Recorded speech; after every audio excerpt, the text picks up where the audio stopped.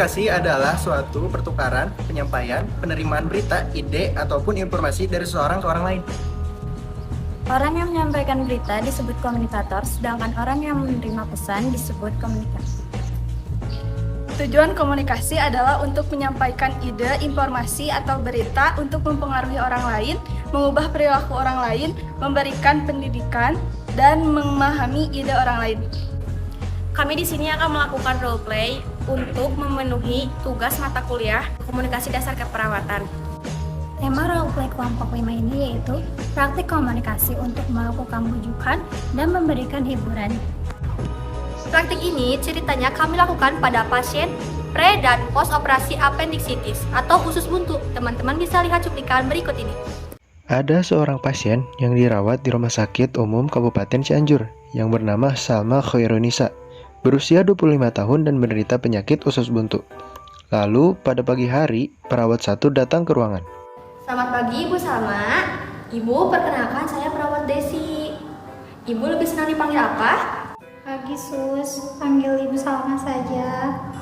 Maaf, boleh tanya Bu, berapa tahun umur Ibu? Umur saya sudah 25 tahun Sus. Wah, umur Ibu udah 25 tahun tapi kok kayak 19 tahun ya?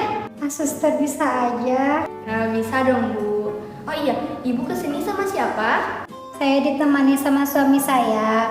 Kebetulan dia lagi keluar katanya mau beli sesuatu. Ibu, bagaimana keadaannya hari ini? Masih terasa sakit Sus di daerah bagian bawah perut karena bahkan sakitnya tambah parah Sus. Apa sebelumnya Ibu sudah minum obat? Sudah Sus. Baiklah Bu, dari keluhan yang Ibu sampaikan, nanti Ibu akan dilakukan pemeriksaan darah dan ronsen. Apa Ibu bersedia? Ya Sus, saya bersedia.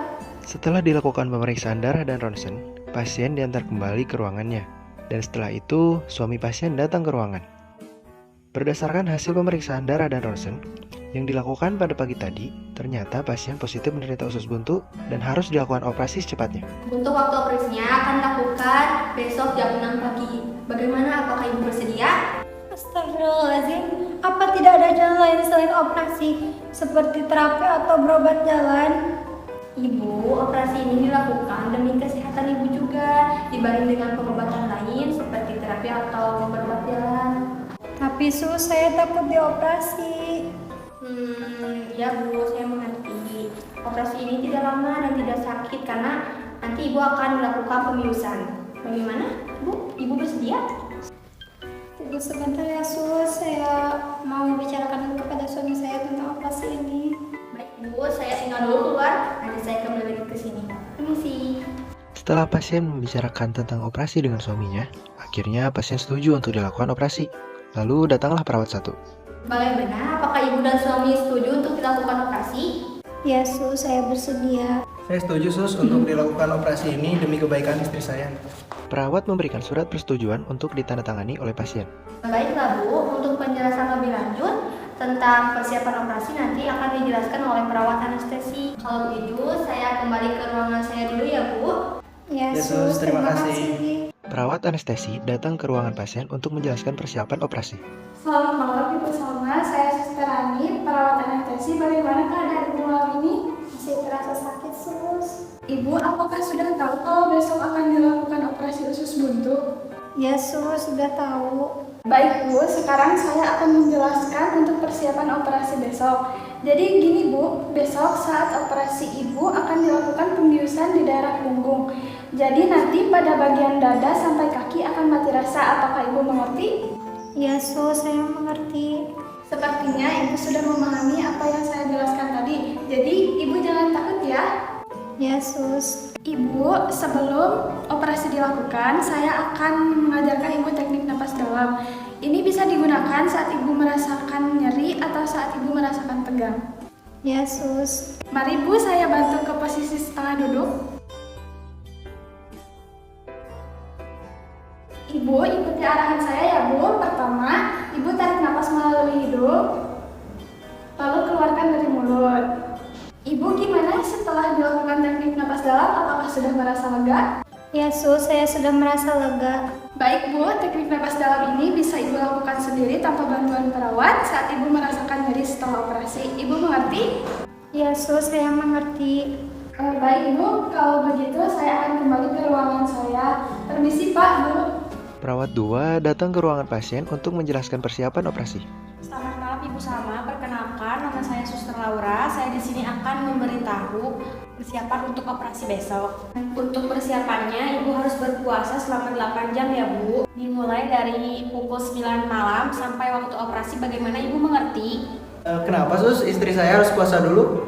Puasa di sini dilakukan supaya terkuras kotoran di usus dan besi. Apakah tidak akan mempengaruhi kesehatan istri saya sus? Dan bagaimana pemberian obatnya? Insya Allah tidak Pak, dan Bapak tidak usah khawatir mengenai obat yang diberikan. Semuanya akan baik-baik saja. Ya sus, kalau begitu saya harap dengan operasi ini istri saya dapat beraktivitas seperti sedia kala. Ya Pak, amin, mudah-mudahan.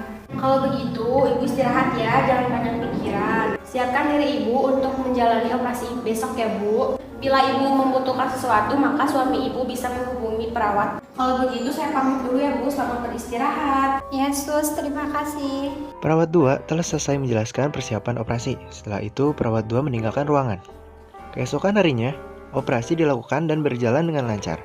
Setelah dilakukan operasi dan diobservasi selama 12 jam, pasien pun dipindahkan ke ruang perawatan. Selamat malam Ibu Salma, saya Suster Nita. Bagaimana keadaan Ibu setelah dilakukan operasi? Ini sus, bekas operasinya masih terasa sakit. Ibu jangan khawatir ya.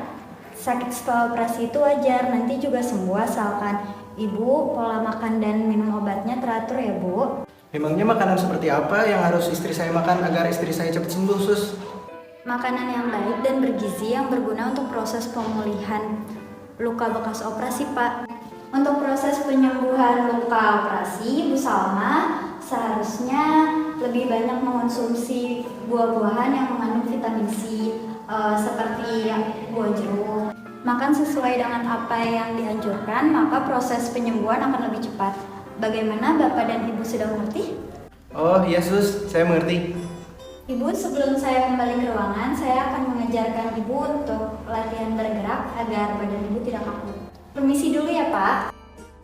Perawat mengajarkan mobilisasi posisi lateral kepada pasien. Baik Bu, saya permisi dulu karena masih ada pekerjaan yang harus saya selesaikan. Selamat beristirahat. Baik sus, terima kasih. Setelah perawat menjelaskan kepada pasien, perawat pun kembali ke ruangan. 2 hari setelahnya, perawat 3 datang ke ruangan pasien untuk memberitahu bahwa pasien sudah diperbolehkan pulang. Ibu, berhubung kondisi Ibu sudah membaik, hari ini Ibu sudah diperbolehkan pulang atas izin dari dokter. Tapi minggu depan Ibu harus kembali lagi ke rumah sakit karena Ibu harus mengecek bekas luka operasi Ibu. Bagaimana? Ibu ada pertanyaan lain? Tidak sus, saya mengerti. Bapak, istrinya dijaga ya, pola makannya diatur agar istri Bapak selalu sehat. Baik sus, terima kasih. Baik, kalau begitu saya permisi ke ruangan saya ya Pak, Bu. Baik sus. Baik teman-teman, Itu saja roleplay dari kami. Semoga ini dapat bermanfaat bagi kita semua. Kami ucapkan terima kasih atas perhatian teman-teman semua. Mohon maaf karena banyak sekali kekurangan. Dan sampai jumpa.